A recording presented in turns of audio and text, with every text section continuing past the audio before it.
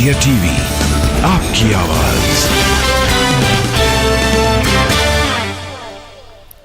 नमस्कार, बहुत स्वागत है आपका। आप देख रहे हैं इंडिया टीवी स्पीड न्यूज। आपके साथ मैं हूं ज्योत्सना पाटनी। स्वतंत्रता दिवस की आप सभी को बहुत बहुत शुभकामनाएं।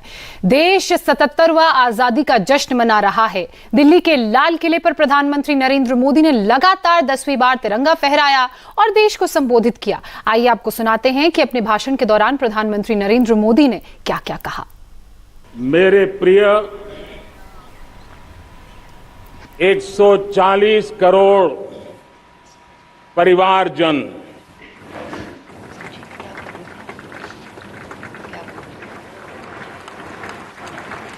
दुनिया का सबसे बड़ा लोकतंत्र और अब बहुत लोगों का अभिप्राय है कि जनसंख्या की दृष्टि से भी हम विश्व में नंबर 1 पर है। इतना बड़ा विशाल देश, 140 करोड़ देश के मेरे भाई बहन, मेरे परिवारजन आज आजादी का पर्व मना रहे हैं। मैं देश के कोटि कोटि जनों को, देश और दुनिया में भारत को प्यार करने वाले, भारत का सम्मान करने वाले, भारत का गौरव करने वाले कोटि कोटि जनों को आजादी के इस महान पवित्र पर्व की अनेक अनेक शुभकामनाएं देता हूं। मेरे प्यारे परिवारजन, पूज्य बापू के नेतृत्व में असहयोग का आंदोलन, सत्याग्रह की मूवमेंट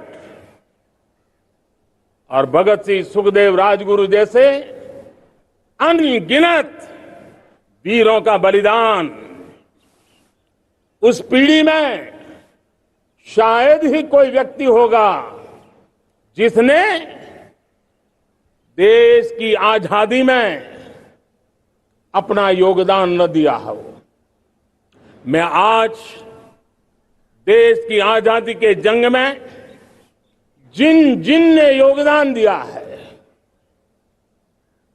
बलिदान दिए हैं, त्याग किया है, तपस्या की है, उन सबको आदरपूर्वक नमन करता हूं, उनका अभिनंदन करता हूं। आज 15 अगस्त महान क्रांतिकारी और अध्यात्म जीवन के ऋषितुल्य प्रणेता श्री अरबिंदो की 150वीं जयंती पूर्ण हो रही है। ये वर्ष स्वामी दयानंद सरस्वती के 150वीं जयंती का वर्ष है। ये वर्ष रानी दुर्गावती के 500वीं जन्मशती का बहुत ही पवित्र अवसर है, जो पूरा देश बड़े धामधूम से मनाने वाला है। ये वर्ष मीराबाई, भक्ति योग की सिरमौर मीराबाई के 525 वर्ष का भी ये पावन पर्व है। ये बार जो 26 जनवरी हम मनाएंगे, वो हमारे गणतंत्र दिवस की 75वीं वर्षगांठ होगी। अनेक प्रकार से अनेक अवसर, अनेक संभावनाएं राष्ट्र निर्माण में जुटे रहने के लिए पल पल नई प्रेरणा, पल पल नई चेतना, पल पल सपने, पल पल संकल्प, शायद इससे बड़ा कोई अवसर नहीं हो सकता। मेरे प्यारे परिवारजन, इस बार प्राकृतिक आपदा ने देश के अनेक हिस्सों में अकल्पनीय संकट पैदा किए। जिन परिवारों ने इस संकट में सहन किया है, मैं उन सभी परिवारजनों के प्रति अपनी संवेदना प्रकट करता हूं और राज्य और केंद्र सरकार मिलकर के उन सभी संकटों से जल्दी से मुक्त होकर के फिर तेज गति से आगे बढ़ेंगे, ये मैं विश्वास दिलाता हूं। मेरे प्यारे परिवारजनों, पिछले कुछ सप्ताह नॉर्थ ईस्ट में, विशेषकर मणिपुर में और हिंदुस्तान के भी अन्य कुछ भागों में, लेकिन विशेषकर मणिपुर में जो हिंसा का दौर चला, कई लोगों को अपना जीवन खोना पड़ा, मां बेटियों के सम्मान के साथ खिलवाड़ हुआ। लेकिन कुछ दिनों से लगातार शांति की खबरें आ रही हैं। देश मणिपुर के लोगों के साथ है। देश मणिपुर के लोगों को पिछले कुछ दिनों से जो शांति बनाए रखी है, उस शांति के पर्व को आगे बढ़ाए और शांति से ही समाधान का रास्ता निकलेगा। और राज्य और केंद्र सरकार मिलकर के उन समस्याओं के समाधान के लिए भरपूर प्रयास कर रही है, करती रहेगी। मेरे प्यारे परिवारजनों,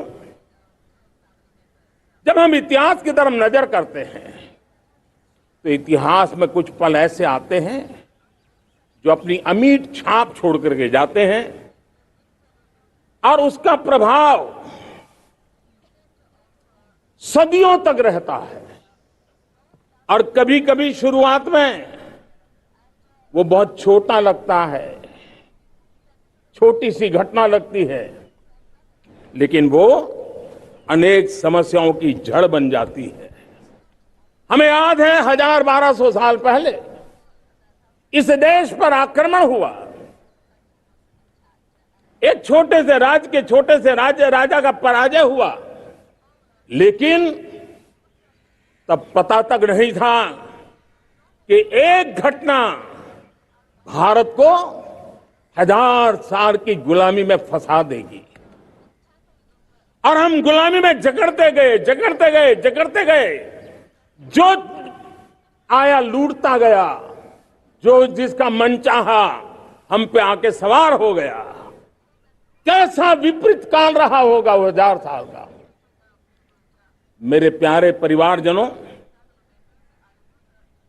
घटना छोटी क्यों ना हो, लेकिन 1000 साल तक प्रभाव छोड़ के रही है।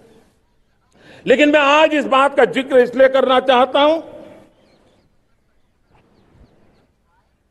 कि भारत के वीरों ने इस कालखंड में कोई भूभाग ऐसा नहीं था, कोई समय ऐसा नहीं था जब उन्होंने देश की आजादी के लौ को जलता न रखा हो, बलिदान की परंपरा न बनाई हो। मां भारती बेड़ियों से मुक्त होने के लिए उठ खड़ी हुई थी, जंजीरों को झकझोर रही थी और देश की नारी शक्ति, देश की युवा शक्ति, देश के किसान, देश के गांव के लोग, मजदूर, कोई हिंदुस्तानी ऐसा नहीं था जो आजादी के सपने को लेकर के जीता न हो। आजादी को पाने के लिए मर मिटने के लिए तैयार होने वालों की एक बड़ी फौज तैयार हो गई थी।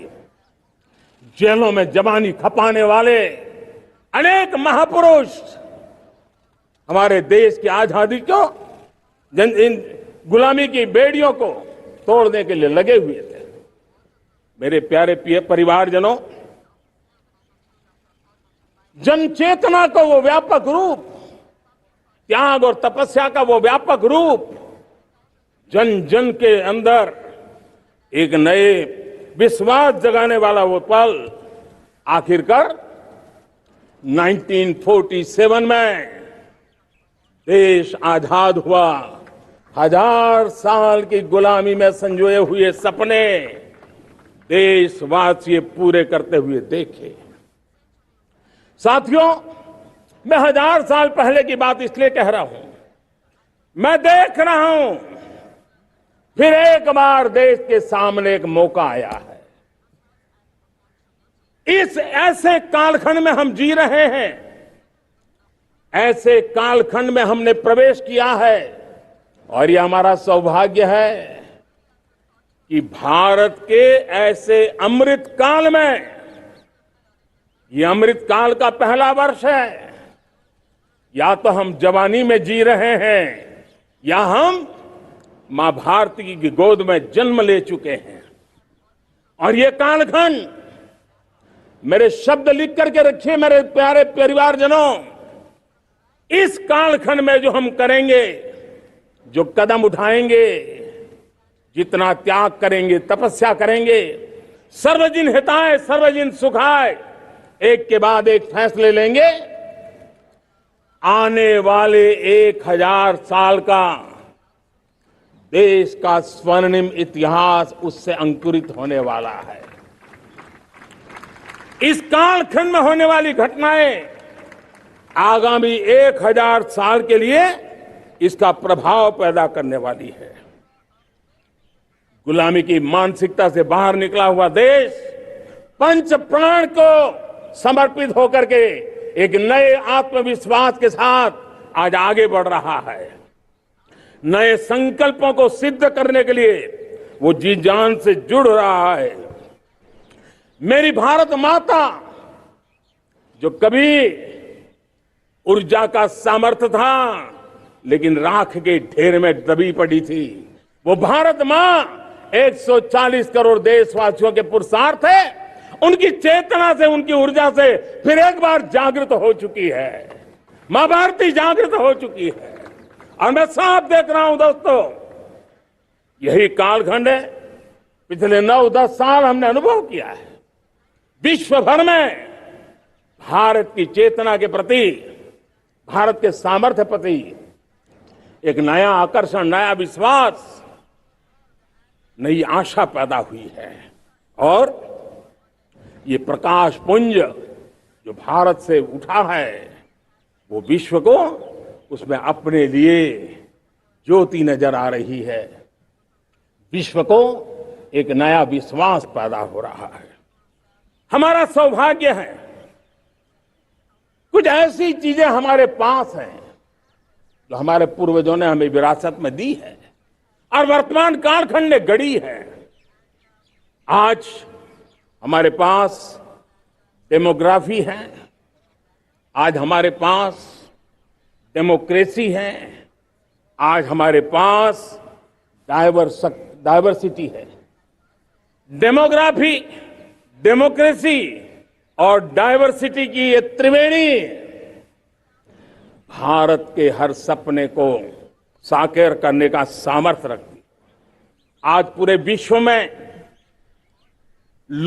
वहां देशों की उम्र ढल रही है, ढलाव पर है, तब भारत युवान की तरफ ऊर्जावान होकर के बढ़ रहा है। कितने बड़े गौरव का कालखंड है कि आज 30 साल की कम आयु की जनसंख्या दुनिया में सर्वाधिक कहीं है तो ये मेरे भारत मां की गोद में है, ये मेरे देश में है। और 30 साल से कम उम्र की नौजवान हो मेरे देश के पास हो, कोटि कोटि भुजाएं हो, कोटि कोटि मस्तिष्क हो, कोटि कोटि सपने, कोटि कोटि संकल्प हो, तो भाइयों बहनों, मेरे प्रिय परिवारजनों, हम इच्छित परिणाम प्राप्त करके रह सकते हैं। मेरे प्यारे परिवारजनों, देश का भाग्य ऐसी घटनाएं बदल देती है, यह सामर्थ्य देश के भाग्य को बदल देता है। भारत 1000 साल की गुलामी और आने वाले 1000 साल के भव्य भारत के बीच में पड़ाव पर हम खड़े हैं, एक ऐसी संधि पर खड़े हैं और इसलिए अब हमें न रुकना है न दुविधा में जीना है। मेरे प्यारे प्रिय परिवारजनों, हमें खोई हुई उस विरासत का गर्व करते हुए, खोई हुई समृद्धि को प्राप्त करते हुए हमें फिर एक बार, और ये बात मान के चले, हम जो भी करेंगे, हम जो भी कदम उठाएंगे, हम जो भी फैसला लेंगे, वो अगले 1000 साल तक अपनी दिशा निर्धारित करने वाला है, भारत के भाग्य को लिखने वाला है। मैं आज मेरे देश के नौजवानों को, मेरे देश की बेटे बेटियों को ये जरूर कहना चाहूंगा, जो सौभाग्य आज मेरे युवाओं को मिला है, ऐसा सौभाग्य शायद ही किसी के नसीब होता है जो आपके नसीब हुआ है, और इसलिए हमें ये गंवाना नहीं है। युवा शक्ति पर मेरा भरोसा है, युवा शक्ति में सामर्थ्य है, और हमारी नीतियां, हमारी रीतियां भी उस युवा सामर्थ्य को और बल देने के लिए है। आज मेरे युवाओं ने दुनिया में पहले 3 स्टार्टअप इकोसिस्टम में भारत को स्थान दिला दिया है। विश्व के युवाओं को अचंभा हो रहा है भारत के इस सामर्थ्य को लेकर के, भारत की इस ताकत को देख करके।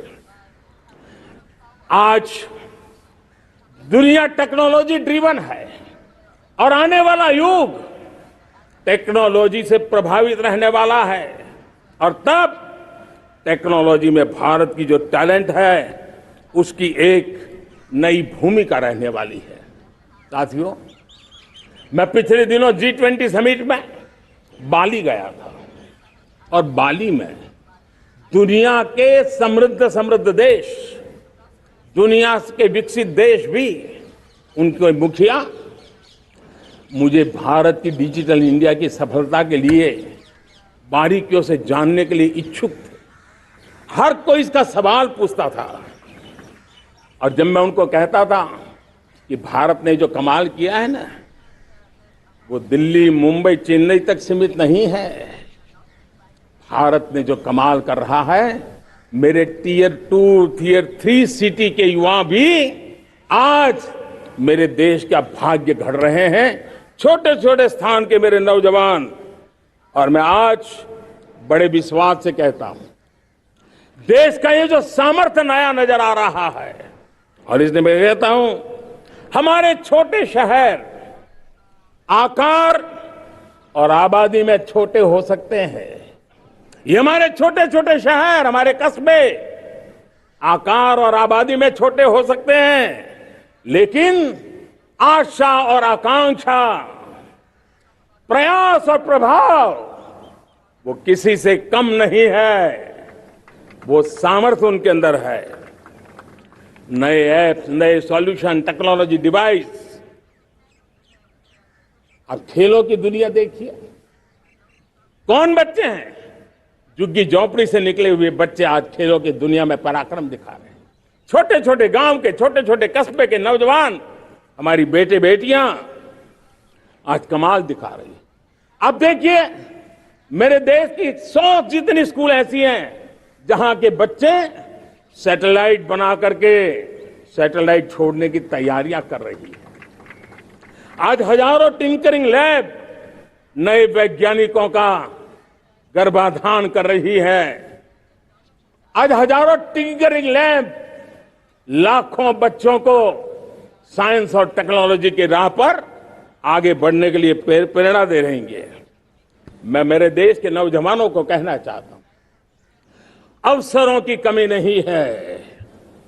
आप जितने अवसर चाहेंगे, ये देश आसमान से भी ज्यादा अवसर आपने देने का सामर्थ्य रखता है। मैं आज लाल किले की प्राचीर से मेरे देश की माताओं, बहनों, मेरे देश की बेटियों को हृदय से अभिनंदन करना चाहता हूं। देश आज जब पहुंचा है, अब विशेष शक्ति जुड़ रही है मेरी माताओं बहनों के सामर्थ्य की। आज देश प्रगति की राह पर चल पड़ा है, तो मैं मेरे किसान भाई बहनों का भी अभिनंदन करना चाहता हूं। ये आप ही का पुरुषार्थ है, ये आप ही का परिश्रम है कि देश आज कृषि क्षेत्र में आगे बढ़ रहा है। मैं मेरे मजदूरों का, मेरे श्रमिकों का, मेरे प्रिय परिवारजन, ऐसे कोटि कोटि श्रमिकों को आज मैं नमन करता हूं, उनका अभिनंदन कर रहा हूं। देश आज जो आधुनिकता की ओर बढ़ रहा है, विश्व की तुलना करने वाले सामर्थ्य के साथ नजर आ रहा है, उसके पीछे मेरे देश के मजदूरों का, मेरे देश के श्रमिकों का बहुत बड़ा योगदान है। आज समय कहता है कि लाल किले की प्राचीर से मैं उनका अभिनंदन करूं, उनका अभिवादन करूं, और ये मेरे परिवारजन 140 करोड़ देशवासी, मेरे इन श्रमिकों का, रेहड़ी पटरी वालों का, फूल सब्जी बेचने वालों का हम सम्मान करते हैं। मेरे देश को आगे बढ़ाने में, मेरे देश को प्रगति की नई ऊंचाई पर ले जाने में प्रोफेशनल्स की बहुत बड़ी भूमिका है, बढ़ती रही है। चाहे साइंटिस्ट हो, चाहे इंजीनियर्स हो, डॉक्टर्स हो, नर्सिस हो, शिक्षक हो, आचार्य हो, यूनिवर्सिटीज हो, गुरुकुल हो, हर कोई मां भारती का भविष्य उज्जवल बनाने के लिए अपनी पूरी ताकत से लगा हुआ है। मेरे प्यारे परिवारजनों, राष्ट्रीय चेतना वो एक ऐसा शब्द है जो हमें चिंताओं से मुक्त कर रहा है, और आज वो राष्ट्रीय चेतना ये सिद्ध कर रही है कि भारत का सबसे बड़ा सामर्थ्य बना है भरोसा, भारत का सबसे बड़ा सामर्थ्य बना है विश्वास। जन जन में हमारा विश्वास, जन जन का सरकार पर विश्वास, जन जन का देश के उज्जवल भविष्य पर विश्वास, और विश्व का भी भारत के प्रति विश्वास। ये विश्वास हमारी नीतियों का है, हमारी रीति का है। भारत के उज्जवल भविष्य को जिस निर्धारित मजबूत कदमों से हम आगे बढ़ा रहे हैं, उसका है। भाइयों बहनों, मेरे प्यारे परिवारजनों, ये बात निश्चित है कि भारत का सामर्थ्य और भारत की संभावनाएं विश्वास की नई बुलंदियों को पार करने वाली है, और ये विश्वास की नई बुलंदियां नए सामर्थ्यों को लेकर के चलनी चाह रही है। आज देश में G20 समिट के मेहमान नवाजी का भारत को अवसर मिला है, और पिछले एक साल से हिंदुस्तान के हर कोने में जिस प्रकार से G20 के अनेक ऐसे आयोजन हुए, अनेक कार्यक्रम हुए हैं, उसने देश के सामान्य मानवीय के सामर्थ्य को विश्व को परिचित करा दिया है, भारत की विविधता का परिचय कराया है, भारत की डायवर्सिटी को दुनिया अचंभे से देख रही है, और उसके कारण भारत के तरफ आकर्षण बढ़ा है, भारत को जानने की, समझने की इच्छा जगी है। उसी प्रकार से आप देखिए एक्सपोर्ट, आज भारत का एक्सपोर्ट के तेजी से बढ़ रहा है, और मैं कहना चाहता हूं दुनिया के एक्सपर्ट्स इन सारे मानदंडों के आधार पर कह रहे हैं कि अब भारत रुकने वाला नहीं है। दुनिया की कोई भी रेटिंग एजेंसी होगी, वो भारत का गौरव कर रही है। कोरोना काल के बाद दुनिया एक नए सिरे से सोचने लगी, और मैं विश्वास से देख रहा हूं कि जिस प्रकार से द्वितीय महायुद्ध के बाद, द्वितीय विश्व युद्ध के बाद दुनिया ने एक नया वर्ल्ड ऑर्डर आकार लिया था, मैं साफ साफ देख रहा हूं कि कोरोना के बाद एक नया विश्व ऑर्डर, एक नया ग्लोबल ऑर्डर, एक नया जियोपॉलिटिकल इक्वेशन, ये बहुत तेजी से आगे बढ़ रहा है। जियोपॉलिटिकल इक्वेशन की सारे व्याख्याएं बदल रही है, परिभाषाएं बदल रही है। और मेरे प्यारे परिवारजनों, आप गौरव करेंगे, बदलते हुए विश्व को शेप देने में आज मेरे 140 करोड़ देशवासियों आपका सामर्थ्य नजर आ रहा है। आप निर्णायक मोड़ पर खड़े हैं। और कोरोना काल में भारत ने जिस प्रकार से देश को आगे बढ़ाया, दुनिया ने हमारे सामर्थ्य को देखा है। जब दुनिया के सप्लाई चेन तहस नहस हो गई थी, बड़ी बड़ी अर्थव्यवस्थाओं पर दबाव था, उस समय भी हमने कहा था हमें विश्व का विकास देखना है तो मानव केंद्रीय होना चाहिए, मानवीय संवेदनाओं से भरा हुआ होना चाहिए, और तब जाकर के समस्याओं का सही समाधान निकालेंगे। और कोविड ने हमें सिखाया है या हमें मजबूर किया है, लेकिन मानवीय संवेदनाओं को छोड़ करके हम विश्व का कल्याण नहीं कर सकते। आज भारत ग्लोबल साउथ की आवाज बन रहा है। भारत की समृद्ध विरासत आज दुनिया के लिए एक अवसर बन रहा है। Global economy, global supply chain, उसमें भारत की हिस्सेदारी, मैं पक्का विश्वास से कहता हूं, आज जो भारत ने परिस्थिति पैदा हुई है, आज जो भारत ने कमाया है, वो दुनिया में स्थिरता की गारंटी लेकर के आया है। दोस्तों, अब न हमारे मन में, न 140 करोड़ मेरे परिवारजनों के मन में, और न ही दुनिया के मन में कोई इफ्स है, कोई बट्स है। विश्वास बन चुका है। मेरे प्यारे देशवासियों, अब गेंद हमारे पाले में है। हमें अवसर जाने नहीं देना चाहिए, हमें मौका छोड़ना नहीं चाहिए। भारत में मैं मेरे देशवासियों का इसलिए भी अभिनंदन करता हूं कि मेरे देशवासियों में एक नीर-क्षीर विवेक का सामर्थ्य है, समस्याओं की जड़ों को समझने का सामर्थ्य है। और इसीलिए 2014 में मेरे देशवासियों ने 30 साल के अनुभव के बाद तय किया कि देश को आगे ले जाना है तो स्थिर सरकार चाहिए, मजबूत सरकार चाहिए, पूर्ण बहुमत वाली सरकार चाहिए। और देशवासियों ने एक मजबूत और स्थिर सरकार बनाई। और 3 दशकों के जो अनिश्चितता का कालखंड था, जो अस्थिरता का कालखंड था, जो राजनीतिक मजबूरियों से देश जकड़ा हुआ था, उससे मुक्ति मिली।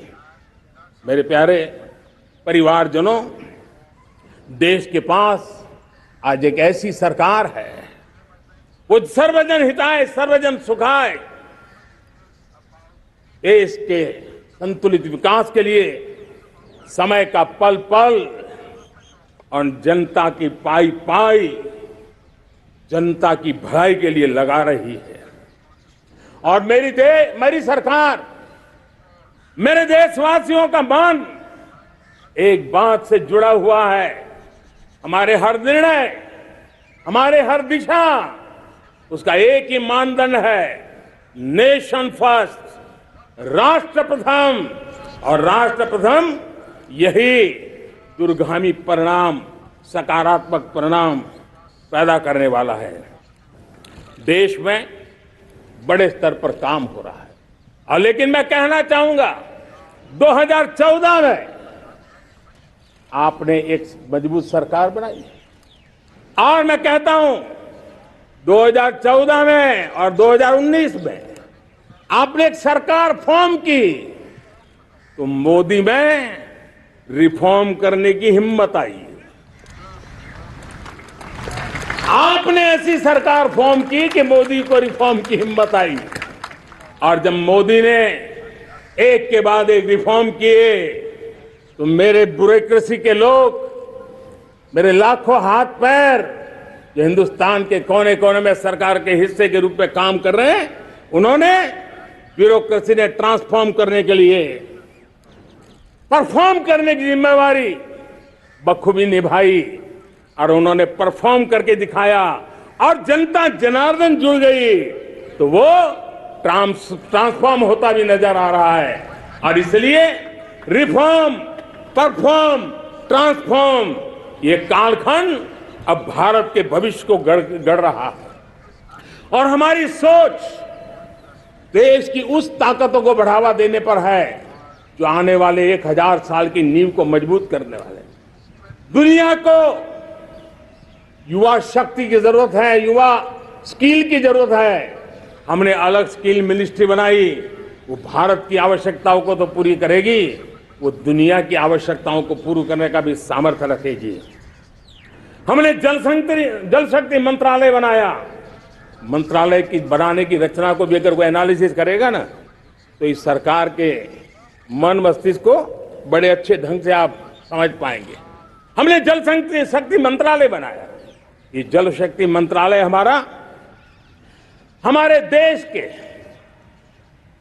एक एक देशवासियों को पीने का शुद्ध पानी पहुंचे, पर्यावरण की रक्षा के लिए पानी के प्रति संवेदनशील व्यवस्थाएं विकसित हो, उस पर हम बल रहे हैं। हमारे देश में कोरोना के बाद दुनिया देख रही है होलिस्टिक हेल्थ केयर, ये समय की मांग है। हमने अलग आयुष मंत्रालय बनाया और योग और आयुष आज दुनिया में अपना परचम लहरा रहे हैं। हमने दुनिया को हमारे कमिटमेंट के कारण विश्व का हमारे प्रति ध्यान गया है। अगर हम ही हमारे इस सामर्थ्य को नकार देंगे तो फिर दुनिया कैसे स्वीकार करेगी। लेकिन जब मंत्रालय बना तो दुनिया को भी उसका मूल्य समझ में आया। मत्स्य पालन, हमारा इतना बड़ा समुद्री तट, हमारे कोटि कोटि मछुआरे भाई बहन, उनका कल्याण भी हमारे दिलों में है।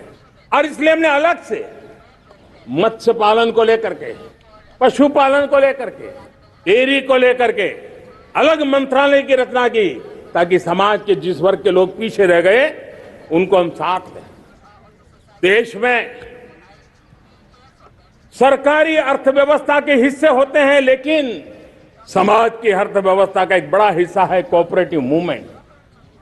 उसको बल देने के लिए, उसको आधुनिकता लाने के लिए और देश के कोने कोने में लोकतंत्र की एक सबसे बड़ी इकाई को मजबूत करने के लिए हमने अलग कोऑपरेटिव मंत्रालय बनाया और वो हमारी सहकारी संस्थाएं उसका जाल बिछा रहा है, ताकि गरीब से गरीब की वहां सुनवाई हो, उसकी आवश्यकताओं की पूर्ति हो और वो भी राष्ट्र के विकास की योगदान में एक छोटी इकाई का हिस्सा बनकर के उसमें वो योगदान दे रखें। हमने सहकार से समृद्धि का रास्ता अपनाया है। मेरे प्यारे परिवारजनों, जब हम 2014 में आए थे तो हम वैश्विक अर्थव्यवस्था में 10वें नंबर पर थे और आज 140 करोड़ देशवासियों का पुरुषार्थ रंग लाया है कि हम विश्व की अर्थव्यवस्था में 5वें नंबर पर पहुंच चुके हैं। और ये ऐसे ही नहीं हुआ है। जो भ्रष्टाचार का राक्षस देश को दबोचे हुए थे, लाखों करोड़ के घोटाले अर्थव्यवस्था को डामाडोल कर रहे थे, गवर्नेंस फ्रेजाइल फाइल में देश की पहचान होने लगी थी, लीकेजेस को हमने बंद किया, मजबूत अर्थव्यवस्था बनाई, हमने गरीब कल्याण के लिए ज्यादा से ज्यादा धन खर्चने का प्रयास किया। और आज मैं देशवासियों को बताना चाहता हूं कि जब देश आर्थिक रूप से समृद्ध होता है तो सिर्फ तिजोरी नहीं भरती है, देश का सामर्थ्य बढ़ता है, देशवासियों का सामर्थ्य बढ़ता है।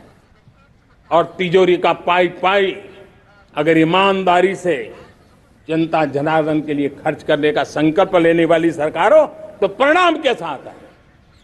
मैं 10 साल का हिसाब तिरंगे की साक्षी में लाल किले की प्राचीर से मेरे देशवासियों को दे रहा हूं।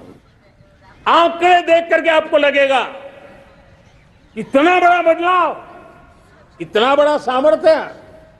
10 साल पहले राज्यों को 30 लाख करोड़ रुपए भारत सरकार की तरफ से जाते थे। पिछले 9 साल में यह आंकड़ा 100 लाख करोड़ पर पहुंचा है। पहले स्थानीय निकाय के विकास के लिए भारत सरकार के खजाने से 70,000 करोड़ रुपया जाता था। आज वो 3 लाख करोड़ से भी ज्यादा जा रहा है। पहले गरीबों के घर बनाने के लिए 90,000 करोड़ रुपया खर्च होता था।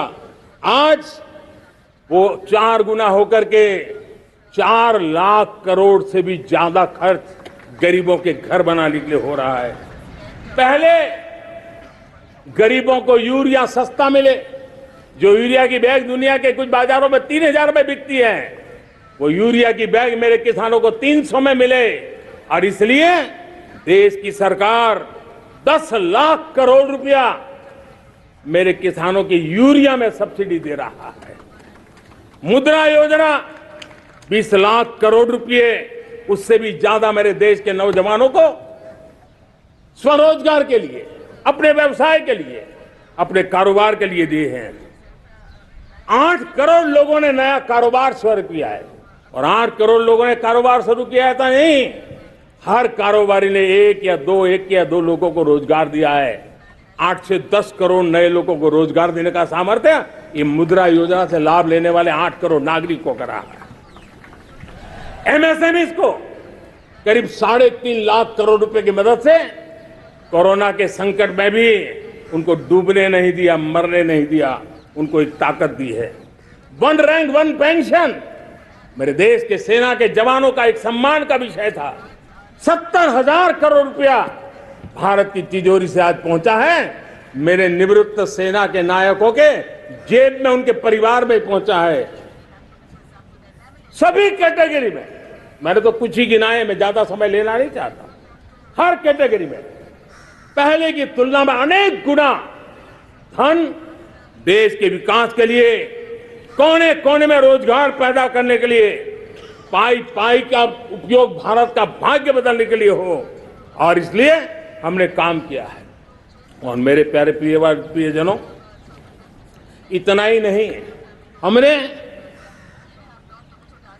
इन सारे प्रयासों का परिणाम है कि आज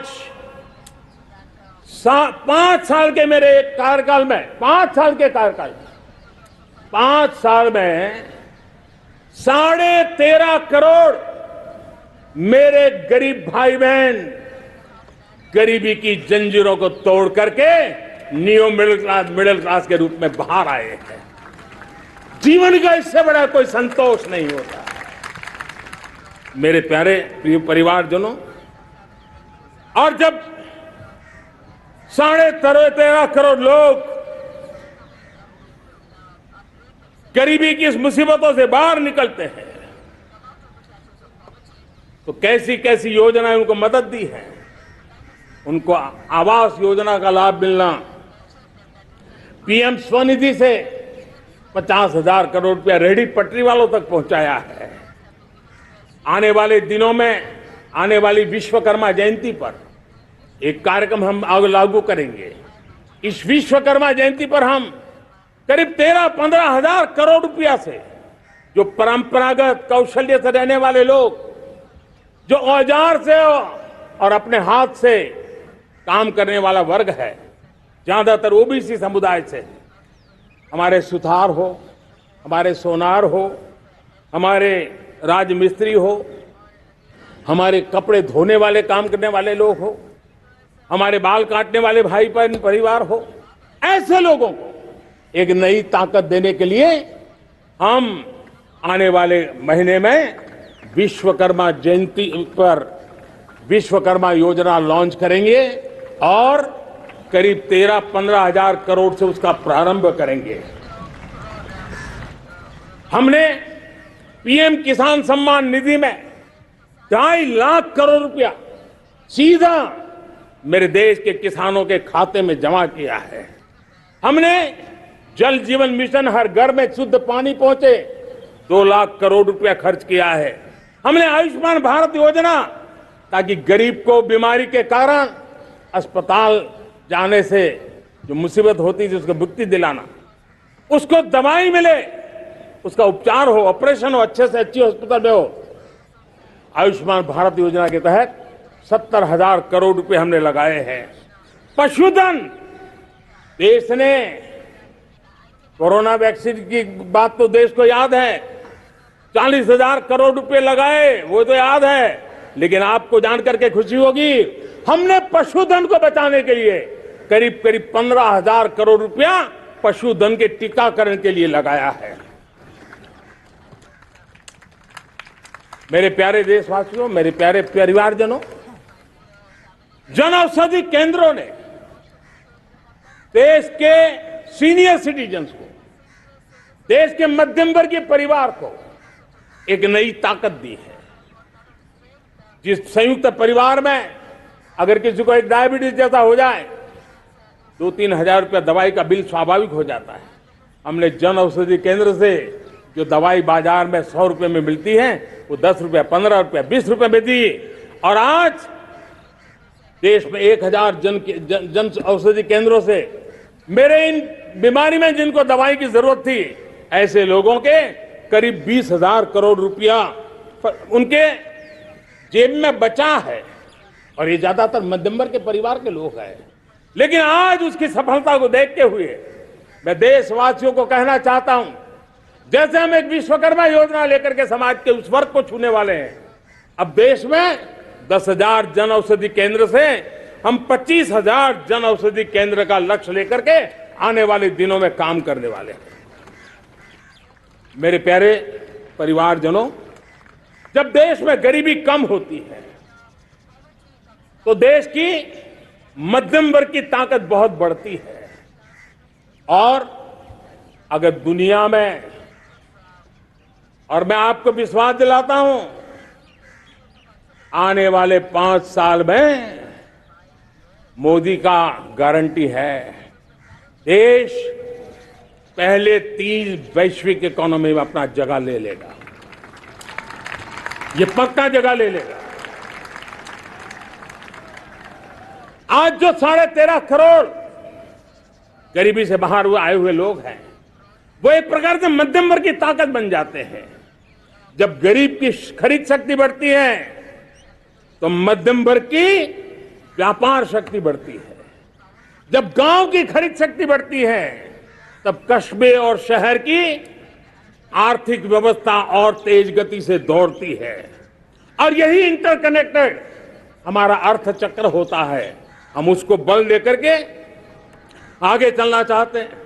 मेरे प्यारे परिवारजनों, शहर के अंदर जो कमजोर लोग रहते हैं, बिना घर को मुसीबत रहती है, मध्यम वर्ग के परिवार अपना खुद का घर का सपना देख रहे हैं, हम उसके लिए भी आने वाले कुछ सालों के लिए एक योजना लेकर के आ रहे हैं। और जिसमें ऐसे मेरे परिवारजन जो शहरों में अपना घर, शहरों में रहते हैं लेकिन किराए के मकान पे रहते हैं, झुग्गी झोपड़ी में रहते हैं, चाल में रहते हैं, अनऑथराइज्ड कॉलोनीज में रहते हैं, ऐसे मेरे परिवारजन अगर अपना मकान बनाना चाहते हैं तो बैंक से जो लोन मिलेगा उसके ब्याज के अंदर राहत देकर के लाखों रुपयों की मदद करने का हमने निर्णय किया है। मेरे मध्यम वर्ग के परिवार को जब 2 लाख से 7 लाख इनकम टैक्स की सीमा बढ़ जाती है तो सबसे बड़ा लाभ सैलरी क्लास को होता है, मेरे मध्यम वर्ग को होता है। इंटरनेट का डेटा बहुत महंगा था 2014 के पहले, आज दुनिया का सबसे सस्ता इंटरनेट का डेटा का खर्चा हो रहा है। हर परिवार के पैसे बच रहे हैं। मेरे प्यारे परिवारजनों, विश्व कोरोना के बाद अभी तक उभर नहीं पाया है। युद्ध ने फिर एक नई मुसीबत पैदा की है। आज दुनिया महंगाई के संकट से जूझ रही है। पूरी दुनिया की अर्थव्यवस्था को महंगाई ने दबोच के रखा है। हम भी दुनिया से जिन सामान की जरूरत होती है लाते हैं, तो हमें सामान तो इंपोर्ट करते हैं। हमारा दुर्भाग्य है कि हमें महंगाई भी इंपोर्ट करनी पड़ती है। क्योंकि पूरी दुनिया को महंगाई ने जकड़ के रखा है। लेकिन मेरे प्यारे परिवारजनों, भारत ने महंगाई को नियंत्रित रखने के लिए भरसक प्रयास किए हैं। पिछले कालखंड की तुलना में हमें कुछ सफलता भी मिली है, लेकिन इतने से संतोष नहीं मान सकते। दुनिया से हमारी चीजें अच्छी है, इतने बात से हम सोच नहीं सकते। मुझे तो मेरे देशवासियों को महंगाई की बोझ कम से कम हो, इस दिशा में और भी कदम उठाने हैं और हम उस कदम को उठा के रहेंगे। मेरा प्रयास निरंतर जारी रहेगा। मेरे प्यारे परिवारजनों, आज देश अनेक क्षमताओं को लेकर के आगे बढ़ रहा है। देश आधुनिकता की तरफ आगे बढ़ने के लिए काम कर रहा है। आज देश रिन्यूएबल एनर्जी पे काम कर रहा है। आज देश ग्रीन हाइड्रोजन पे काम कर रहा है। देश की स्पेस पे क्षमता बढ़ रही है, तो देश की डीप सी मिशन में भी सफलता के साथ आगे चल रहा है। देश में रेल आधुनिक हो रही है, तो वंदे भारत बुलेट ट्रेन भी आज देश के अंदर काम कर रही है। गांव गांव पक्की सड़कें बन रही है, तो इलेक्ट्रिक बसें, मेट्रो की रचना भी आज देश में हो रहे हैं। आज गांव गांव तक इंटरनेट पहुंच रहा है, तो क्वांटम कंप्यूटर के लिए भी देश तय कर रहता है।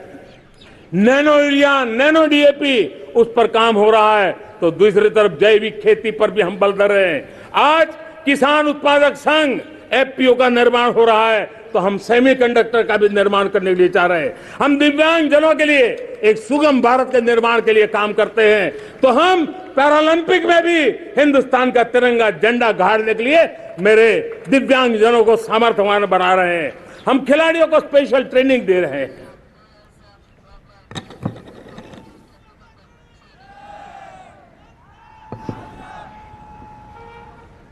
आज भारत पुरानी सोच, पुराने ढर्रे को छोड़ करके लक्ष्यों को तय करके लक्ष्यों को प्राप्त करने की दिशा से चल रहा है। और जब मैं कहता हूं ना कि जिसका शिलान्यास हमारी सरकार करती है, उसका उद्घाटन भी हमारे कालखंड में करते हैं। इन दिनों जो मैं शिलान्यास कर रहा हूं ना, आप लिख के रखिए, उसके उद्घाटन भी आप सबने मेरे नसीब में ही छोड़े हुए हैं। हमारी कार्य संस्कृति बड़ा सोचना, दूर का सोचना, सर्वजन हिताय सर्वजन सुखाय सोचना, यह हमारी कार्यशैली रही है। और सोच से भी ज्यादा, संकल्प से भी ज्यादा हासिल कैसे करना, इस ऊर्जा के साथ हम काम करते हैं। हमने आजादी के काल अमृत महोत्सव में 75,000 अमृत सरोवर बनाने का संकल्प किया था। उस समय हमने हर जिले में 75 अमृत सरोवर बनाने का संकल्प किया था। करीब 50-55 हजार अमृत सरोवर की कल्पना की थी, लेकिन आज करीब 75,000 अमृत सरोवर का काम निर्माण हो रहा है। ये अपने आप में बहुत बड़ा काम हो रहा है। जनशक्ति और जल शक्ति की ताकत भारत के पर्यावरण की रक्षा में भी काम आने वाली है। 18,000 गांवों तक बिजली पहुंचाना, जनधन बैंक खाते खोलना, बेटियों के लिए शौचालय बनाना, सारे टारगेट समय के पहले पूरी शक्ति से पूरे करेगा। और जब भारत ठान लेता है तो उसे पूरा करके रहता है। ये हमारा ट्रैक रिकॉर्ड कहता है। 200 करोड़ वैक्सीनेशन का काम, दुनिया हमें जब पूछती है 200 करोड़ सुनती है, उनकी आंखें फट जाती है। इतना बड़ा काम ये मेरे देश के आंगनवाड़ी वर्कर, हमारी आशा वर्कर, हमारी हेल्थ वर्कर, उन्होंने करके दिखाया। यह मेरे देश का सामर्थ्य है। 5G को रोल आउट किया, दुनिया में सबसे तेज गति से 5G रोल आउट करने वाला मेरा देश है। 700 से अधिक जिलों तक अब पहुंच चुके हैं और अब 6G की भी तैयारी कर रहे हैं। हमने टास्क फोर्स बना दिया है। रिन्यूएबल एनर्जी, हम टारगेट से पहले चले हैं। हमने रिन्यूएबल एनर्जी 2030 का जो टारगेट तय किया था, 21-22 में इसको पूरा कर दिया। हमने इथेनॉल में 20% ब्लेंडिंग की बात कही थी, वो भी हमने समय से 5 साल पहले पूरा कर दिया। हमने $500 बिलियन के एक्सपोर्ट की बात की थी, वो भी समय के पहले $500 बिलियन से ज्यादा कर दिया। हमने तय किया, जो हमारे देश में 25 साल से चर्चा हो रही थी कि देश में नई संसद बने। पार्लियामेंट का कोई सत्र ऐसा नहीं था नई संसद के। ये मोदी है, समय के पहले नई संसद बना करके रख दिया। मेरे प्यारे भाई बहनों, ये काम करने वाली सरकार है, निर्धारित लक्ष्यों को पार करने वाली सरकार है। ये नया भारत है, ये आत्मविश्वास से भरा हुआ भारत है, ये संकल्पों को चरितार्थ करने के लिए जी जान से जुटा हुआ भारत है। और इसलिए ये भारत न रुकता है, ये भारत न थकता है, ये भारत न हाँफता है और न ही ये भारत हारता है। और इसलिए मेरे प्यारे परिवारजनों, आर्थिक शक्ति बढ़ी है तो हमारी सामरिक शक्ति को भी एक नई ताकत मिली है। हमारी सीमाएं पहले से अधिक सुरक्षित हुई है और मेरे सीमा पर बैठे हुए मेरे जवान जो देश की सीमाओं की रक्षा कर रहे हैं और मेरे देश की आंतरिक सुरक्षा के संभालने वाले यूनिफॉर्म फोर्सेस, मैं आजादी के इस पावन पर्व पर उनको भी अनेक अनेक बधाई देते हुए मेरी बात को आगे बढ़ाता हूं। सेना का अधिकरण हो, हमारी सेना युवा बने, हमारी सेना बैटल के लिए रेडी, युद्ध योग्य बने, इसलिए निरंतर रिफॉर्म का काम आज हमारी सेना में हो रहा है। मेरे प्यारे परिवारजनों, आए दिन हम लोग सुना करते थे, यहां बम धमाका हुआ, वहां बम धमाका हुआ, हर जगह पे लिखा हुआ रहता था कि इस बैग को मत छूना, अनाउंसमेंट होते रहते थे। आज देश सुरक्षा की अनुभूति कर रहा है और जब सुरक्षा होती है, शांति होती है, तो प्रगति के नए अरमान हम पूरे कर सकते हैं। उसको लिए सीरियल बम धमाके का जमाना बीती हुई बात हो गई है। निर्दोषों के जो मौत होते थे वो बीते हुए कल की बात हो गई है। आज देश में आतंकी हमलों में भारी कमी आई है। नक्सल प्रभावित क्षेत्रों में भी बहुत बड़ा बदलाव आया है, बहुत बड़ा परिवर्तन का एक वातावरण बना है। मेरे प्यारे परिवारजनों, प्रगति के हर चीज में, लेकिन जब 2047 हम एक विकसित भारत का सपना लेकर के चल रहे हैं तब, और वो सपना नहीं 140 करोड़ देशवासियों का संकल्प है और उस संकल्प को सिद्ध करने के लिए परिश्रम की पराकाष्ठा भी है। और उसकी सबसे बड़ी ताकत होती है वो राष्ट्रीय चरित्र होता है। दुनिया में जिन जिन देशों ने प्रगति की है, दुनिया में जो जो देश संकटों से वो पार करके निकले हैं, उसमें हर चीज के साथ साथ एक महत्वपूर्ण कैटलिक एजेंट रहा है, वो राष्ट्रीय चरित्र रहा है। और हमें राष्ट्रीय चरित्र के लिए और बल देते हुए हमें आगे बढ़ना होगा। हमारा देश, हमारा राष्ट्रीय चरित्र ओजस्वी हो, तेजस्वी हो, पुरुषार्थी हो, पराक्रमी हो, प्रखर हो, ये हम सबका सामूहिक दायित्व है। और आने वाले 25 साल हम एक ही मंत्र को लेकर चले, ये हमारे राष्ट्रीय चरित्र के सिरमौर होना चाहिए, एकता का संदेश। भारत की एकता को जीना, भारत की एकता को आंच आए, न ऐसी मेरी भाषा होगी, न ऐसा मेरा कोई कदम होगा। हर पल देश को जोड़ने का प्रयास मेरी तरफ से भी होता रहेगा।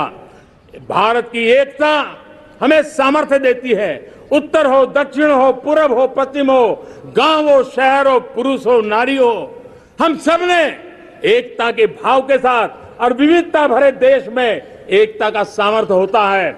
और दूसरी महत्व की बात मैं देख रहा हूं, अगर 2047 में हमें हमारे देश को विकसित भारत के रूप में देखना है तो हमें श्रेष्ठ भारत के मंत्र को जीना होगा, हमें चरितार्थ करना होगा।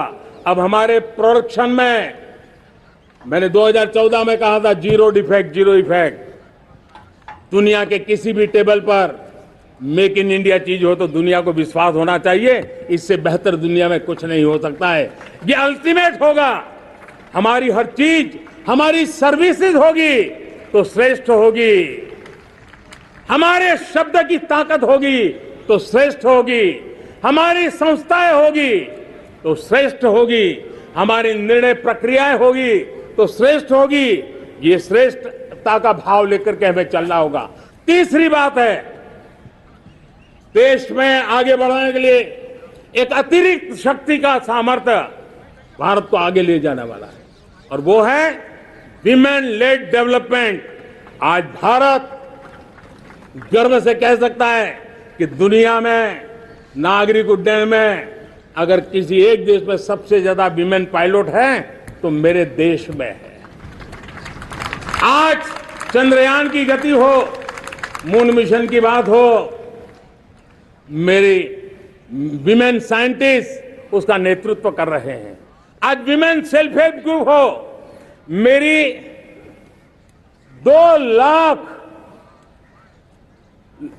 2 करोड़ लखपति दीदी का लक्ष्य लेकर के आज विमेन सेल्फ हेल्प ग्रुप पे हम काम कर रहे हैं। हम हमारी नारी शक्ति के सामर्थ्य को बढ़ावा देते हुए विमेन लेड डेवलपमेंट के, और जब G20 में मैंने विमेन लेड डेवलपमेंट के विषय को आगे बढ़ाया है तो पूरा G20 समूह इसके महत्व को स्वीकार कर रहा है, और उसके महत्व को स्वीकार कर करके वो उसको बहुत बल दे रहे हैं। उसी प्रकार से भारत विविधताओं से भरा देश है। असंतुलित विकास के हम शिकार रहे हैं। मेरा पराया का के कारण हमारे देश के कुछ हिस्से उसके शिकार रहे हैं। अब हमें रीजनल एस्पिरेशंस को, संतुलित विकास को बल देना है, और रीजनल एस्पिरेशंस को लेकर के उस भावना को हमें सम्मान देते हुए, जैसे हमारी भारत मां का कोई, हमारा शरीर का कोई अंग अगर अविकसित रहे तो हमारा शरीर विकसित नहीं माना जाएगा। हमारा शरीर का कोई अंग दुर्बल रहे तो हमारा शरीर स्वस्थ नहीं माना जाएगा। वैसे ही मेरी भारत माता, उसका कोई एक भूभाग भी, समाज का कोई तबका भी अगर दुर्बल रहे तो मेरी भारत माता समर्थ है, स्वस्थ है, ऐसा बैठ करके हम नहीं बैठ सकते। और इसलिए रीजनल एस्पिरेशंस को हमने एड्रेस करने की आवश्यकता है, और इसलिए हम समाज का सर्वांगीण विकास हो, सर्वस्पर्शी विकास हो, भूभाग के हर क्षेत्र को उसकी अपनी ताकत को खिलने का अवसर मिले, उस दिशा में आगे बढ़ना चाहते हैं। मेरे प्यारे परिवारजनों, भारत एक मदर ऑफ डेमोक्रेसी है। भारत मॉडल ऑफ डाइवर्सिटी भी है। भाषाएं अनेक हैं, बोलियां अनेक हैं, परिधान अनेक है, विविधताएं बहुत है। हमने उन सारे लोगों को आधार पर आगे बढ़ना है। मेरे प्यारे परिवारजनों, देश के जब मैं एकता की बात करता हूं, तब अगर घटना मणिपुर में होती है तो पीड़ा महाराष्ट्र में होती है, अगर बाढ़ आसाम में आती है तो बेचैन केरला हो जाता है। हिंदुस्तान के किसी भी हिस्से में कुछ भी हो, हम एक अंगांगी भाव की अनुभूति करते हैं। मेरे देश की बेटियों पर जुल्म न हो, यह हमारा सामाजिक भी दायित्व है, यह हमारा पारिवारिक दायित्व भी है, और ये देश के नाते हम सबका दायित्व है। आज जब अफगानिस्तान से गुरु ग्रंथ साहब के स्वरूप को लाते हैं तो पूरा देश गौरव की अनुभूति करता है। जब आज दुनिया के किसी देश में कोविड के काल में मेरा कोई सिख भाई लंगर लगाता है, भूखों को खिलाता है, और दुनिया में वाहवाही होती है, तो हिंदुस्तान का सीना चौड़ा हो जाता है।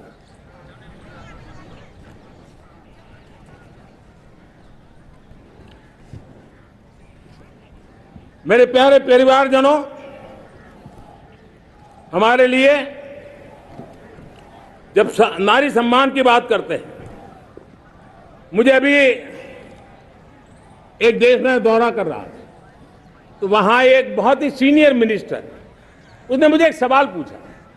उसने कहा, आपके यहां बेटियां साइंस और इंजीनियरिंग के विषयों की पढ़ाई करती हैं क्या? उसमें क्या था, मैंने उनको कहा, आज मेरे देश में लड़कों से ज्यादा बेटियां आज स्टेम यानी साइंस, टेक्नोलॉजी, इंजीनियरिंग और मैथ्स अधिकतम भाग मेरी बेटियां ले रही है। तो उनके लिए अचरज था। ये सामर्थ्य आज हमारे देश का देख रहा है। मेरे प्यारे परिवारजनों, आज 10 करोड़ महिलाएं विमेन सेल्फ हेल्प में जुड़ी हुई है।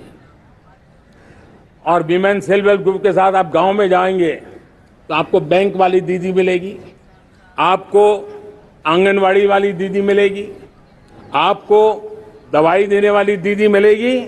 और अब मेरा सपना है 2 करोड़ लखपति दीदी बनाने का, गांव में 2 करोड़ लखपति दीदी। और इसके लिए एक नया अभिगम भेजा। साइंस और टेक्नोलॉजी हमारे गांव की महिलाओं का भी सामर्थ्य देखता हूं मैं, और इसलिए हम एक नई योजना सोच रहे हैं कि हमारे एग्रीकल्चर सेक्टर में टेक्नोलॉजी आए, एग्रीटेक को बल मिले।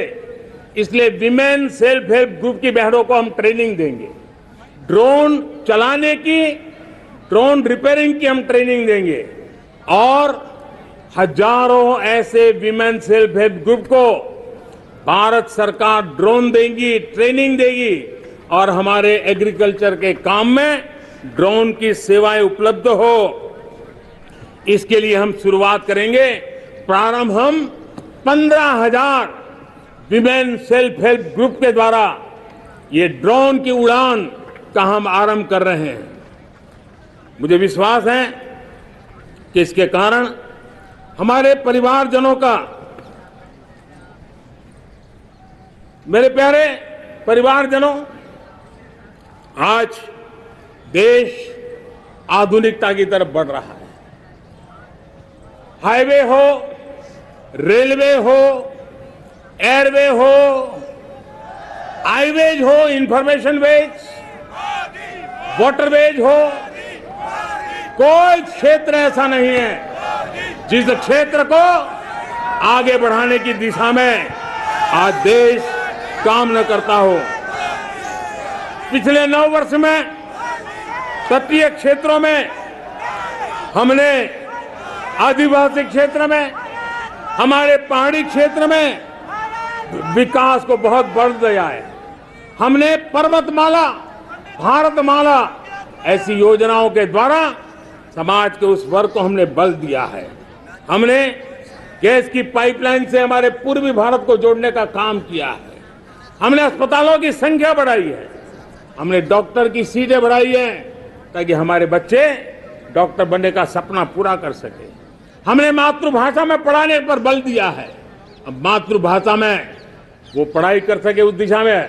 और मैं भारत के सुप्रीम कोर्ट का भी धन्यवाद करता हूं कि भारत की सुप्रीम कोर्ट ने कहा है कि आप जो जजमेंट देंगे उसका जो ऑपरेटिव पार्ट होगा वो जो अदालत में आया है उसकी भाषा में उसको उपलब्ध होगा। मातृभाषा का महात्म्य आज बढ़ रहा है। मेरे प्यारे भाई परिवारजनों, आज तक हमारे देश के जो बॉर्डर विलेज हैं, हमने वाइब्रेंट बॉर्डर विलेज का एक कार्यक्रम शुरू किया है। और वाइब्रेंट बॉर्डर विलेज अब तक इसके लिए कहा जाता था देश के आखिरी गांव। हमने उस पूरी सोच को बदला है। वो देश का आखिरी गांव नहीं है। सीमा पर जो नजर आ रहा है वो मेरे देश का पहला गांव है। अगर सूरज उगता है पूरब में तो उस तरफ के गांव में पहली सूरज की किरण आती है।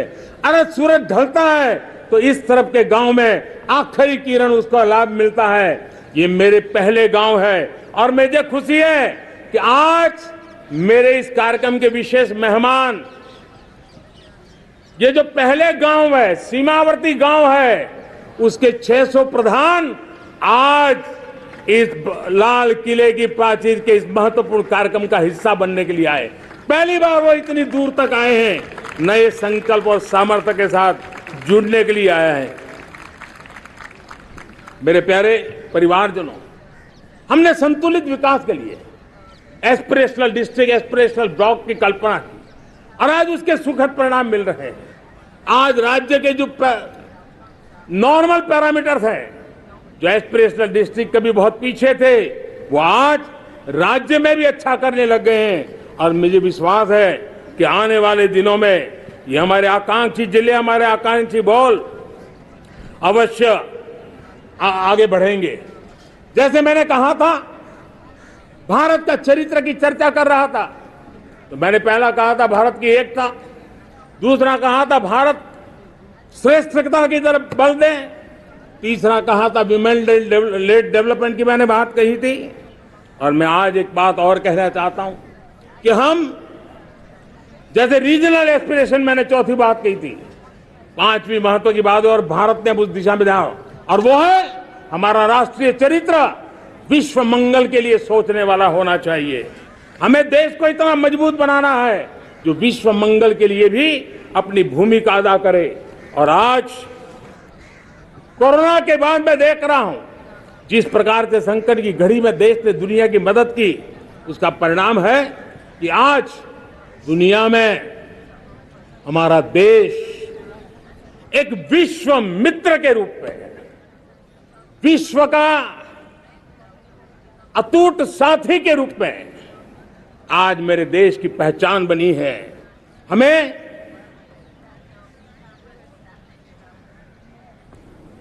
जब विश्व मंगल की बात करते हैं तब भारत का मूलभूत विचार है, उस विचार को हम आगे बढ़ाने लोग हैं।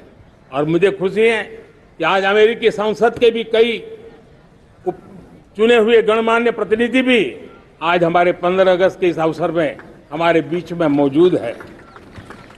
भारत की सोच कैसी है, हम विश्व मंगल की बात को कैसे आगे बढ़ाते हैं। अब देखिए, हम जब सोचते हैं तो क्या कहते हैं, हमने दुनिया के सामने ये दर्शन रखा है और दुनिया उस दर्शन को लेकर के हमारे साथ जुड़ रही है। हमने कहा one sun, one world, one grid. Renewable energy के क्षेत्र में एक बहुत बड़ा हमारा स्टेटमेंट है, आज दुनिया उसको स्वीकार कर रही है। कोविड के बाद हमने दुनिया को कहा हमारा अप्रोच होना चाहिए वन अर्थ वन हेल्थ। समस्याओं का समाधान तभी होगा जब मानव को, पशु को, पौधे को बीमारी के संबंध में समान रूप से एड्रेस किया जाएगा, तब जाकर के हम करेंगे। हमने G20 समिट के लिए दुनिया के सामने कहा है one world, one family, one future. इस सोच को लेकर के चल रहे हैं।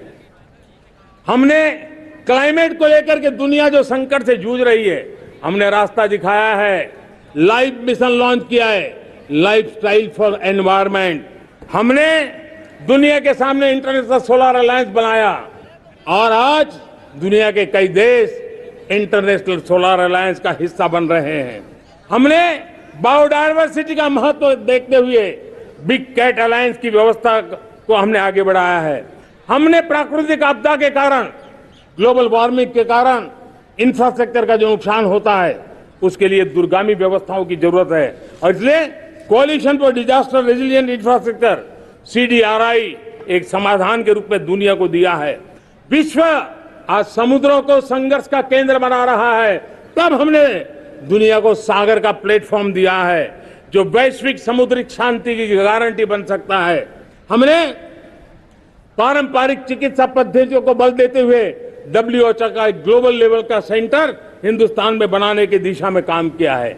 हमने योग और आयुष के द्वारा विश्व कल्याण और विश्व के स्वस्थता की दिशा में काम किया है। और आज भारत विश्व मंगल की मजबूत नींव डाल रहा है। इस मजबूत नींव को आगे बढ़ाना हम सबका काम है, हम सबकी जिम्मेवारी है। मेरे प्यारे परिवारजनों, सपने अनेक है, संकल्प साफ है, नीतियां स्पष्ट है, नियत के सामने कोई सवाल या निशान नहीं है, लेकिन कुछ सच्चाइयों को हमें स्वीकार करना पड़ेगा और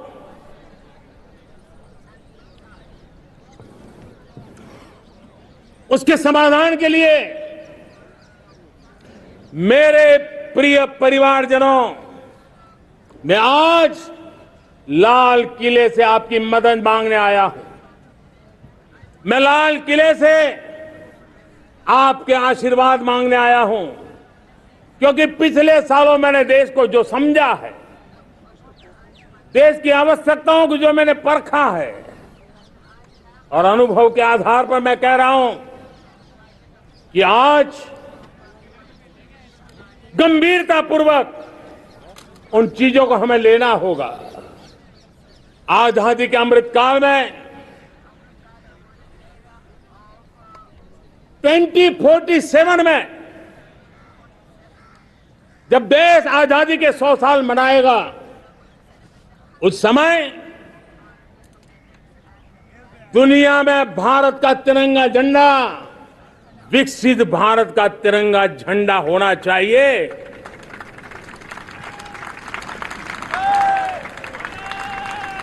रत्ती भर भी हमें रुकना नहीं है, पीछे नहीं हटना है।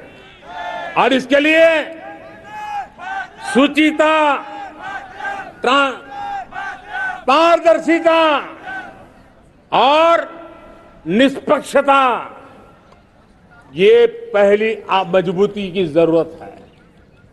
हमें उस मजबूती को जितना ज्यादा खाद पानी दे सकते हैं, संस्थाओं के माध्यम से दे सकते हैं, नागरिक के नाते दे सकते हैं, परिवार के नाते दे सकते हैं, ये हमारा सामूहिक दायित्व होना चाहिए। और इसलिए पिछले 75 साल का इतिहास देखिए, भारत के सामर्थ्य में कोई कमी नहीं थी। अरे जो देश कभी सोना की चिड़िया कहा जाता था, वो देश क्यों न फिर से उस सामर्थ्य को लेकर के खड़ा हो सकता है। मेरा अटूट विश्वास है साथियों, मेरे प्रिय परिवारजनों, मेरा अखंड अटूट एक निष्ठ विश्वास है कि 2047 में जब देश आजादी के 100 साल मनाएगा, मेरा देश विकसित भारत बन के रहेगा। और ये मैं मेरे देश के सामर्थ्य के आधार पर कह रहा हूं, मेरे उपलब्ध संसाधनों के आधार पर कह रहा हूं, और सबसे ज्यादा 30 से कम आयु वाली मेरी युवा शक्ति के भरोसे कह रहा हूं, मेरी माताओं बहनों के सामर्थ्य के भरोसे कह रहा हूं। लेकिन उसके सामने अगर कोई रुकावट है, कुछ विकृतियां पिछले 75 साल में ऐसे घर कर गई है, हमारी समाज व्यवस्था का ऐसा हिस्सा बन गई है कि कभी कभी तो हम आंख भी बंद कर देते हैं। अब आंख बंद करने का समय नहीं है। अगर सपनों को सिद्ध करना है, संकल्प को पार करना है, तो हमें ये आंख मिचौली बंद करके, आंख में आंख मिला करके 3 बुराइयों से लड़ना बहुत समय की मांग है। हमारे देश की सारी समस्याओं की जड़ में भ्रष्टाचार ने दिमक की तरह देश की सारी व्यवस्थाओं को, देश के सामर्थ्य को पूरी तरह नोच लिया है। भ्रष्टाचार से मुक्ति, भ्रष्टाचार के खिलाफ जंग हर इकाई में, हर क्षेत्र में। और मैं देशवासियों, मेरे प्रिय परिवारजनों, ये मोदी के जीवन का कमिटमेंट है। ये मेरे अंतर्गत व्यक्तित्व का एक कमिटमेंट है कि मैं भ्रष्टाचार के खिलाफ लड़ाई लड़ता रहूंगा। दूसरा, हमारे देश को नोच लिया है परिवारवाद ने। इस परिवारवाद ने देश को जिस प्रकार से जकड़ के रखा है, उसने देश के लोगों का हक छीना है। और तीसरी बुराई तुष्टीकरण की है। ये तुष्टीकरण में भी देश के मूलभूत चिंतन को, देश के सर्व समावेशक हमारे राष्ट्रीय चरित्र को दाग लगा दिए हैं, तहस नहस कर दिया है इन लोगों ने। और इसलिए मेरे प्यारे देशवासियों, इसलिए मेरे प्यारे परिवारजनों, हमें इन 3 बुराइयों के खिलाफ पूरे सामर्थ्य के साथ लड़ना है। भ्रष्टाचार, परिवारवाद, तुष्टीकरण। ये चुनौतियां हमारे ये ऐसी चीजें पनपी है जो हमारे देश के लोगों का जो आकांक्षा है उसका दमन करती है। हमारे देश के कुछ लोगों के पास जो छोटा मोटा सामर्थ्य है उसका शोषण करती है। ये ऐसी चीजें हैं जो हमारे लोगों की आशा आकांक्षाओं को सवाल या निशान में गाड़ देती है। हमारे गरीब हो, हमारे दलित हो, हमारे पिछड़े हो, हमारे पसमानदा हो, हमारे आदिवासी भाई बहन हो, हमारी माताएं बहनें हो, हमने सबने उनके हकों के लिए इन तीन बुराइयों से मुक्ति पानी है। हमें भ्रष्टाचार के खिलाफ एक नफरत का माहौल बनाना है। जैसे गंदगी हमें नफरत पैदा करते हैं ना मन में, गंदगी पसंद नहीं है, ये सार्वजनिक जीवन की इससे बड़ी कोई गंदगी नहीं हो सकती। और इसलिए हमारे स्वच्छता अभियान को एक नया मोड़ ये भी देना है कि हमें भ्रष्टाचार से मुक्ति पानी है।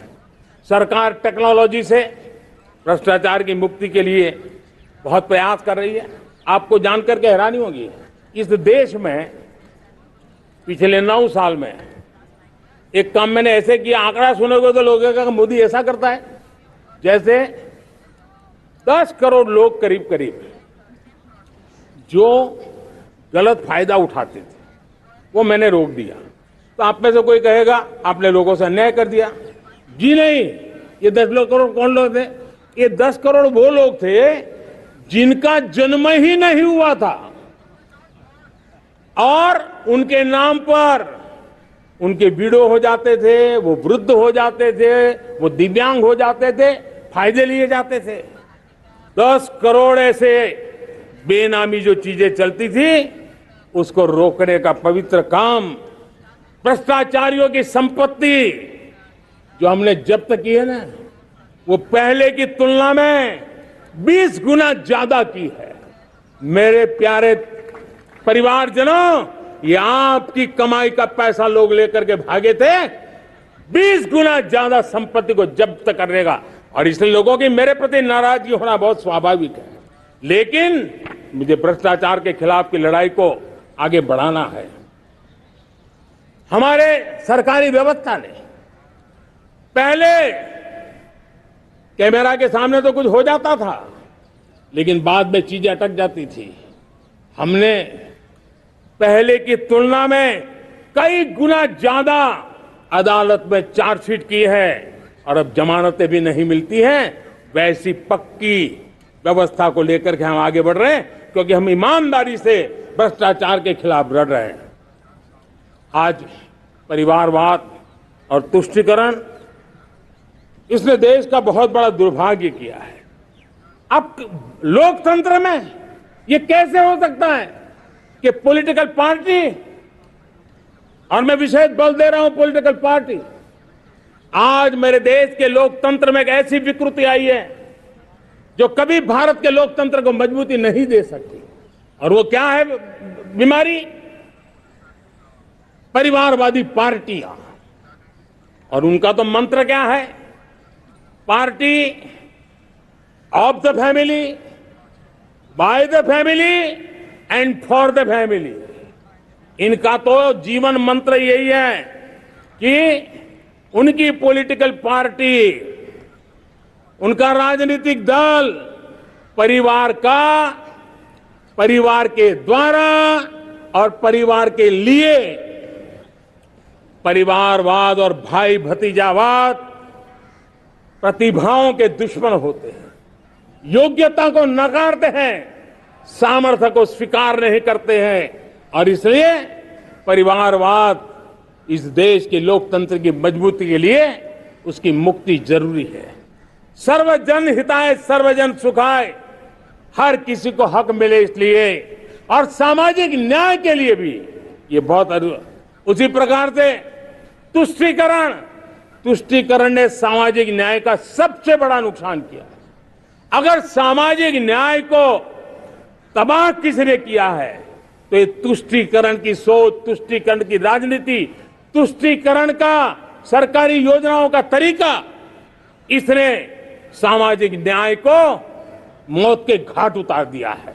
और इसलिए हमें तुष्टीकरण, भ्रष्टाचार ये विकास का सबसे बड़ा दुश्मन है। अगर देश विकास चाहता है, देश 2047 विकसित भारत का सपना का साकार करना चाहता है, तो हमारे लिए आवश्यक है कि हम किसी भी हालत में देश में भ्रष्टाचार को सहन नहीं करेंगे। इस मूड को लेकर के चलना चाहिए। मेरे प्यारे परिवारजनों, हम सबका एक बहुत बड़ा महत्वपूर्ण दायित्व है। आपने जिस प्रकार से जिंदगी जी है, हमारे आने वाली पीढ़ी को ऐसी जिंदगी जीने के लिए मजबूर करना, यह हमारा गुनाह है।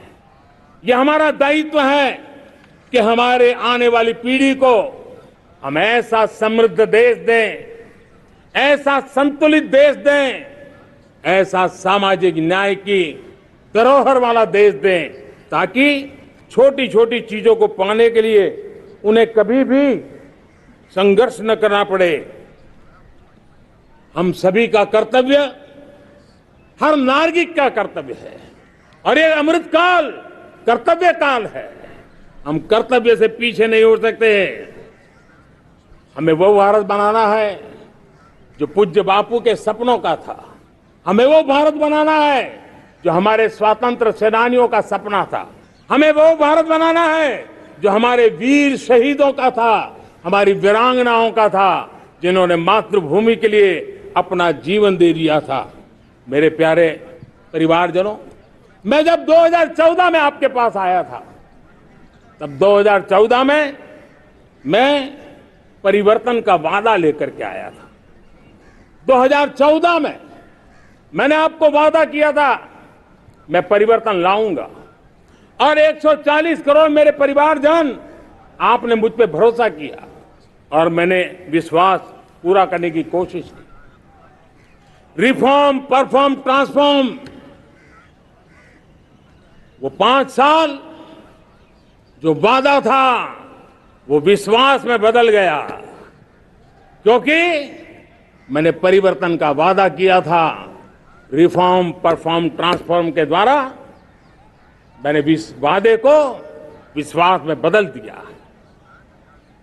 कठोर परिश्रम किया है, देश के लिए किया है, शान से किया है, सिर्फ और सिर्फ नेशन फर्स्ट, राष्ट्र सर्वोपरि, इस भाव से किया है। 2019 में परफॉर्मेंस के आधार पर आप सबने मुझे फिर से आशीर्वाद दिया। परिवर्तन का वादा मुझे यहां ले आया, परफॉर्मेंस मुझे दोबारा ले आया, और आने वाले 5 साल अभूतपूर्व विकास के हैं। 2047 के सपने को साकार करने का सबसे बड़ा स्वर्णिम पल आने वाले 5 साल है।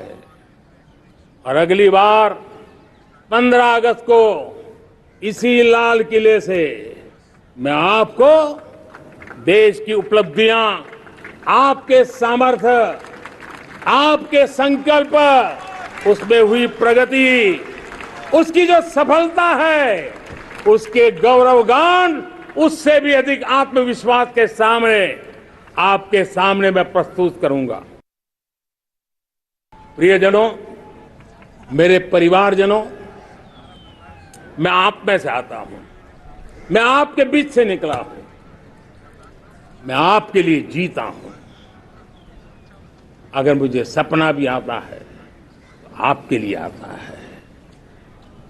अगर मैं पसीना भी बहाता हूं तो आपके लिए बहाता हूं, क्योंकि इसलिए नहीं कि आपने मुझे दायित्व दिया है, मैं इसलिए कर रहा हूं कि आप मेरे परिवारजन हैं, और आपके परिवार के सदस्य के नाते मैं आपके किसी दुख को देख नहीं सकता हूं, मैं आपके सपनों को चूर चूर होते नहीं देख सकता हूं, मैं आपके संकल्प को सिद्धि तक ले जाने के लिए आपका एक साथी बन करके, आपका एक सेवक बन करके आपके साथ जुड़े रहने का, आपके साथ जीने का, आपके लिए जूझने का मैं संकल्प लेकर के चला हुआ इंसान हूं। और मुझे विश्वास है हमारे पूर्वजों ने आजादी के लिए जो जंग लड़ा था, जो सपने देखे थे, वो सपने हमारे साथ है। आजादी के जंग में जिन्होंने बलिदान दिया था, उनके आशीर्वाद हमारे साथ है। और 140 करोड़ देशवासियों को एक ऐसा अवसर आया है, ये अवसर हमारे लिए एक बहुत बड़ा संबल लेकर के आया है। और इसलिए मेरे प्यारे प्रियजनों, आज जब मैं अमृतकाल में आपके साथ बात कर रहा हूं, ये अमृतकाल का पहला वर्ष है। ये अमृतकाल के पहले वर्ष पर जब मैं आपसे बात कर रहा हूं, तो मैं आपको पूरे विश्वास से कहना चाहता हूं, चलता चलाता काल चक्र, चलता चलाता काल चक्र, अमृत काल का भाल चक्र, चलता चलाता काल चक्र, अमृत काल का भाल चक्र, सबके सपने, सबके सपने अपने सपने, सबके सपने अपने सपने, पनपे सपने सारे, सबके सपने अपने सपने, पनपे सपने सारे, धीर चले वीर चले, धीर चले वीर चले, चले युवा हमारे, धीर चले वीर चले, चले युवा हमारे, नीति सही, नीति सही, रीति नहीं, नीति सही, रीति नहीं, गति सही, गति सही, राह नहीं, गति सही, राय नहीं। चुनो चुनो चुनौती, चुनो चुनौती सीना तान, चुनो चुनौती सीना तान, जग में बढ़ाओ देश का नाम, चुनो चुनौती सीना तान, जग में बढ़ाओ देश का नाम। मेरे प्यारे परिवारजनों, हिंदुस्तान के कोने कोने में बैठे हुए मेरे परिवारजन, दुनिया के कोने कोने में जाकर के बसे हुए मेरे परिवारजन, आप सबको आजादी के पावन पर्व की फिर एक बार मैं बहुत बहुत शुभकामनाएं देता हूं। ये अमृतकाल हम सबके लिए कर्तव्य काल है। ये अमृतकाल हम सबको मां भारती के लिए कुछ कर गुजारने का काल है। आजादी का जब जंग चल रहा था 1947 के पहले जो पीढ़ी ने जन्म लिया था, उन्हें देश के लिए मरने का मौका मिला था। वो देश के लिए मरने के लिए मौका नहीं छोड़ते थे, लेकिन हमारे नसीब में देश के लिए मरने का मौका नहीं है। लेकिन हमारे लिए देश के लिए जीने का ये इससे बड़ा कोई अवसर नहीं होता। हमें पल पल देश के लिए जीना है। इसी संकल्प के साथ इस अमृत काल में 140 करोड़ देशवासियों के सपने संकल्प भी बनाने हैं। 140 करोड़ देशवासियों के संकल्प को सिद्धि में भी परिवर्तित करना है। और 2047 का जब तिरंगा झंडा फहरेगा तो विश्व एक विकसित भारत का गुणगान करता होगा। इसी विश्वास के साथ, इसी संकल्प के साथ मैं आप सबको अनेक अनेक शुभकामनाएं देता हूं, बहुत बहुत बधाई देता हूं। जय हिंद, जय हिंद, जय हिंद। भारत माता की, भारत माता की, भारत माता की वंदे वंदे वंदे। बहुत बहुत धन्यवाद।